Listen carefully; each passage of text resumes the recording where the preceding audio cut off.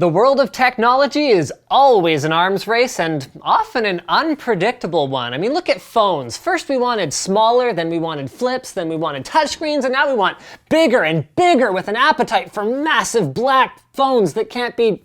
Wait, what, gold phones?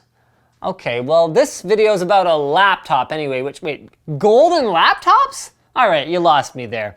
This is a non-ridiculous black laptop with more horsepower than my son's tricycle, the Gigabyte P34W V3.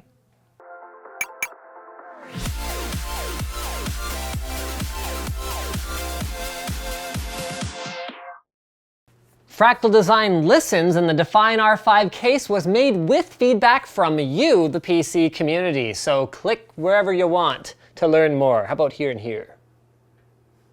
Now, I was obviously being facetious in the intro there. The specs alone tell us that today's featured item is designed for a different customer than Apple's new MacBook. Inside the 21mm thick chassis, you'll find a quad-core Core i7-4720HQ that turboed to 3.0 to 3.1 GHz under a sustained 4-core load for me, up to 16 gigs of DDR3 memory, up to 512 gigs of mSATA SSD storage, and 2 terabytes of hard drive-based storage, and Intel 2 Spatial Stream AC wireless card that I had connected at up to 780 megabit per second and managing 42 to 45 megabytes per second transfer speeds from my server. Man, Wi-Fi has come a long way, and a dual graphics solution comprised of Intel HD Graphics 4600 and a GTX 970M 3GB graphics card. Yeah, you heard me right, this puppy packs a serious GPU punch for gamers on the go. Removing the bottom reveals Gigabyte's dual-fan supracooling branded cooling solution that they've been using to make thinner gaming devices under their own brand and their premium Aorus brand for about a year now. It's pretty simple in principle, intake at the front and strategically along the bottom to keep the wrist rest and gaming keys cool with heat pipes carrying that heat to the back where it can be exhausted without making your palms sweaty. I just wish it was a fair bit quieter. It seems like Gigabyte's fan profiles could use some tuning here, since the fan ramps up at even a mere sort of 10 to 20% CPU load. Immediately upon beginning my physical tour here, I realized that my comparison of this compact gaming notebook to Apple's latest and greatest MacBook was even more inappropriate than I initially thought. The P34W has actual ports on it, specifically a power in, HDMI out, SD card reader, and 2 USB 3.0 ports on the right, and a lock, a Realtek powered Gigabit Ethernet port, VGA, and 2 more USB 3 ports, and a headphone and microphone combo jack on the left.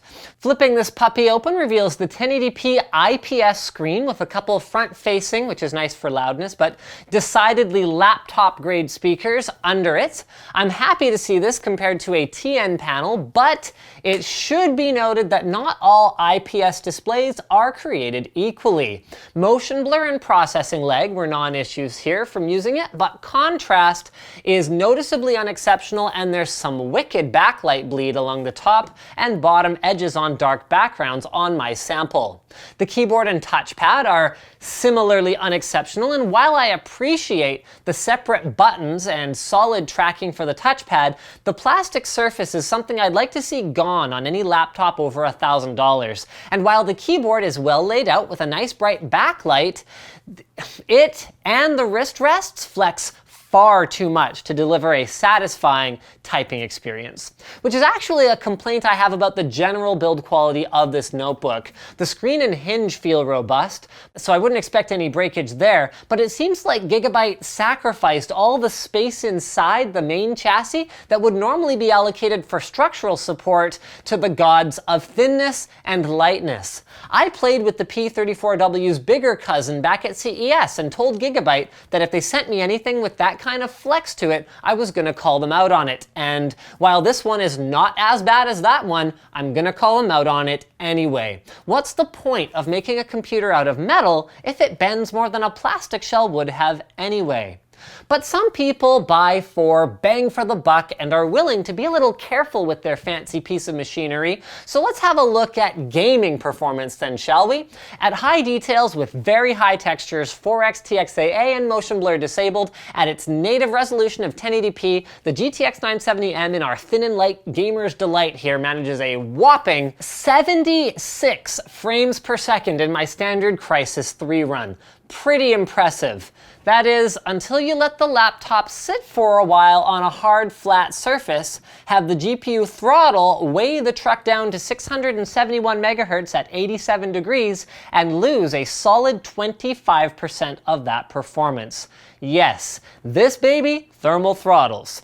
But the good news is that it's not as severe as that Brix gaming computer we checked out a while back, and not enough that Gigabyte would have been better off simply putting a lower grade, less power-hungry part into their design like they would have in that case.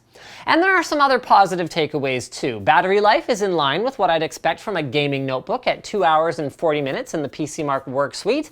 And overall, I think Gigabyte has actually done a swell job of targeting their audience. Presumably the traveling gamer who may have to hook up that VGA port to a boardroom projector from time to time, with a rocking spec list at a reasonable price compared to, this time not Apple's MacBook Gold or whatever they're calling it, but something like the Razer Blade, which has similar specs and a much higher price tag. Because that's the decision buyers will ultimately have to make. Settle for throttling and weaker craftsmanship, or pay the significant premium product tax for what is essentially thicker metal from a brand like Apple or Razer. Or even Gigabyte's own Aorus, for that matter. Speaking of paying a premium, why would you pay a premium for your mobile carrier? Ting.com is the mobile carrier that's focused on customer service and customer satisfaction and charging a real price. How do you focus on customer service? Well, when you call them, for example, you don't talk to a robot or an automated menu, you actually get put through directly to a real person. Also, you only pay for what you use. The average Ting bill is only $24 per month per device. So what you do is you go on their site, that's linus.ting.com, you fire up their savings calculator and you actually just enter, okay, well, here were my last few bills, here was my usage, and it spits out a number that says, hey, this is how much you would pay if you switched over to Ting. If you've got a contract, they'll pay 25% of your cancellation fee, up to $75, not to mention that if you use our link, that's linus.ting.com, you'll also get $25 in service credit or $25 towards a new device as well. So I think that's pretty much it, guys. Like this video if you liked it, dislike it if you thought it sucked, leave a comment, preferably at the link in the video description in our forum where you can discuss it with our other forum members, also linked in the video description. You can give us a contribution, change your bookmark to one with our affiliate code at Amazon, or buy a cool t-shirt just like this one. Also, don't forget to subscribe to our other channels, Channel Super Fun and Tech Quickie, and as always, subscribe and follow Linus Tech Tips and all that good noise for more videos just like this one.